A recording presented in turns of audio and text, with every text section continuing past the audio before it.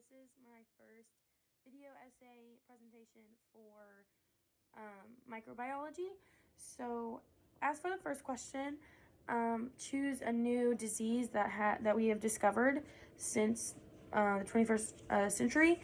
And I definitely thought that it would be appropriate to use COVID or the coronavirus as a prime example because it's definitely a hot subject going on right now, and it's spreading around the world. We're seeing cases rising, and a lot of scary things happening with this virus. So I definitely thought it'd be appropriate.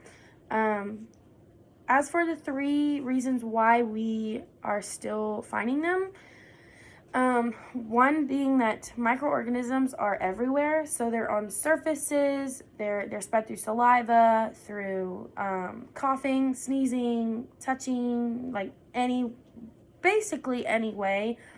And it would, because they're spread, there are so many, and they're spread so quickly, it would take forever to just catalog each species of microorganisms.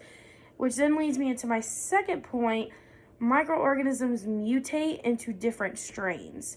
So because these organisms are so it's only a matter of time until they mutate into something new. It creates many more things to just catalog, and then it just becomes a giant jumbled mess. So for example, with COVID, we've already seen that it's mutated, and while we do have vaccines coming out, we don't necessarily have them for this new mutated virus. So it's definitely something scary, but we're still adjusting to it, and we're still, everyone's working very hard to figure it out, and we are still seeing, it's still spreading into different strains. So I'm really curious to actually see how that goes. But this then leads me into my third point.